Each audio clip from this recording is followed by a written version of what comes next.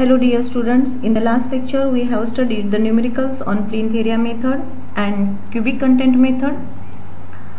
Now in this lecture we are going to study the numericals on service unit method and typical bay method.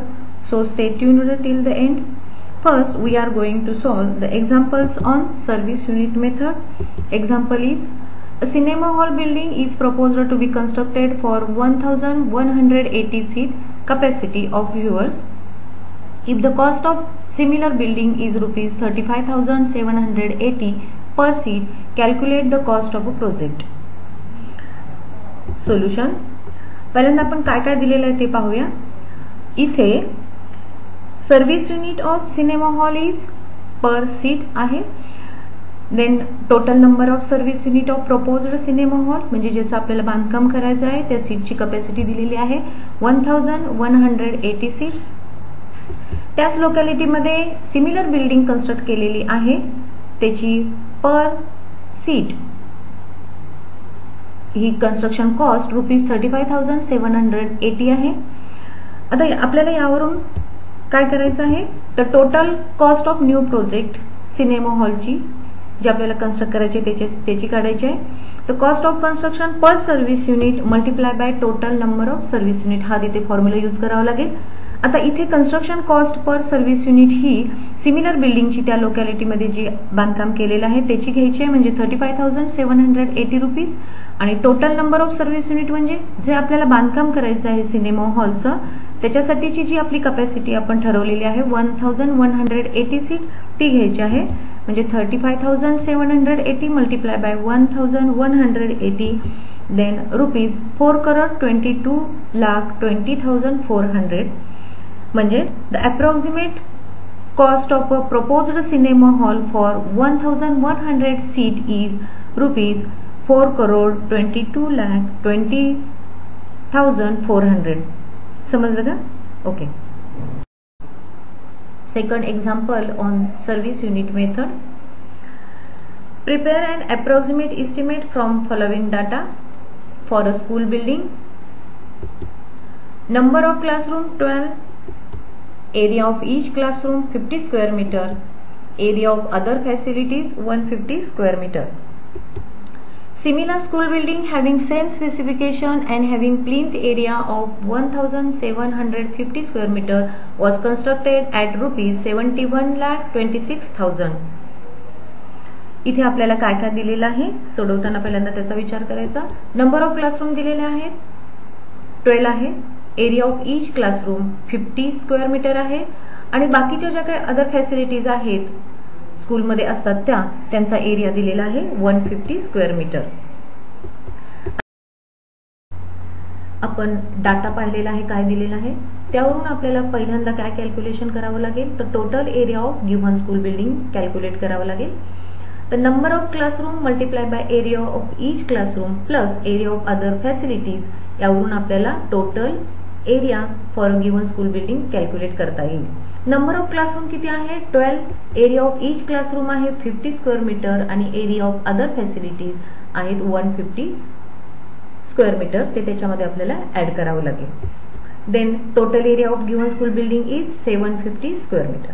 यानंतर अतिशय महत्वाची step आहे जी आपल्याला existing similar building दिलेली आहे तिची जी एस्टिमेटेड कॉस्ट दिलेली आहे आणि त्याचा जो प्लिंथ एरिया दिलेला आहे त्याच्यावरून आपल्याला प्लिंथ एरिया रेट कॅल्क्युलेट करावं लागेल. Estimated cost of a similar building किती आहे 71,26,000 आणि total plinth area of that building is 1,750 square metre.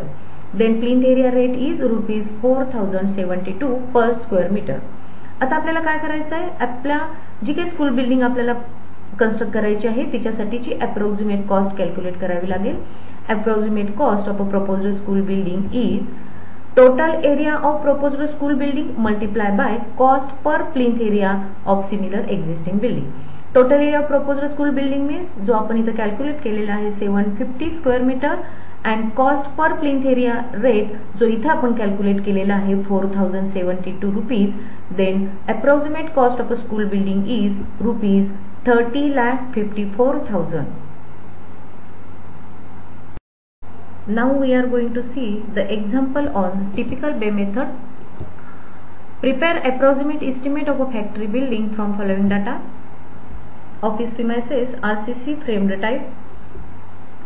Total built up area is 120 square meter. Workshop 3 bays. Size of one bay 4 meter by 8 meter with load bearing walls and AC sheet roof. Plinth area rates.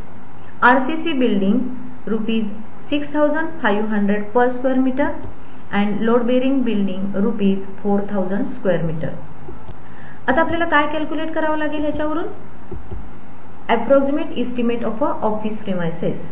आता office premises हे कसं आहे, RCC construction केलेलं आहे, त्याचा total built up area आहे 120 square metre आणि rate per square metre आहे जो आरसीसीचा मगाशी सांगितला होता तो रुपीज 6,500 पर स्क्वेअर मीटर.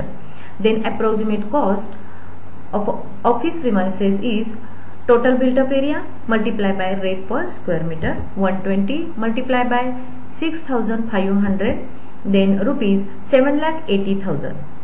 त्यानंतर सेकंड स्टेप काय येईल तर approximate cost of a workshop with 3 bays. त्याच्यासाठीच आपल्याला आता इस्टिमेट करावं लागेल. त्यासाठी आपल्याला काय करावं लागतं, हे आहे ते लोड बेरिंग स्ट्रक्चर मध्ये आहे. आता 3 beige, size of one bay दिलेला आहे 4 मीटर बाय 8 मीटर म्हणजेच किती झाला 32 स्क्वेअर मीटर हा एरिया झाला. रेट ऑफ वन बे दिलेला आहे आपल्याला 4,000 rupees. Then cost of one bay is size of one bay multiply by rate of each bay. Then 32 multiply by 4,000 is rupees 1,28,000. आपल्याला त्यानंतर काय करावं लागेल तर approximate cost of a workshop building calculate करावी लागेल. त्यासाठीचा फॉर्म्युला आहे number of bays multiply by cost of one bay. Number of बे आहे 3, कॉस्ट ऑफ वन बे आपण कॅल्क्युलेट केलेला आहे 1,28,000. Then approximate cost of a workshop building is 3,84,000. आता यानंतर आपल्याला काय करावं लागेल तर total approximate cost of a factory building calculate करावं लागेल. त्यासाठी आपल्याला cost of office premises plus cost of workshop building घ्यावी लागेल. कॉस्ट ऑफ ऑफिस प्रिमाइसेस आहे 7,80,000 rupees plus cost of workshop आपण कॅल्क्युलेट केलेली आहे 3,84,000. Then total approximate cost of factory building is 1,16,04,000. अशा तऱ्हेने आपला हा सेकंड चॅप्टर अप्रॉक्सिमेट इस्टिमेट हा इथे संपलेला आहे. ह्या चॅप्टरमध्ये आपण टाइप्स ऑफ अप्रॉक्सिमेट इस्टिमेट आणि त्याच्यावरचे न्यूमेरिकल्स पाहिलेले आहेत. आय होप की तुम्हाला समजलं आहे. थँक्यू.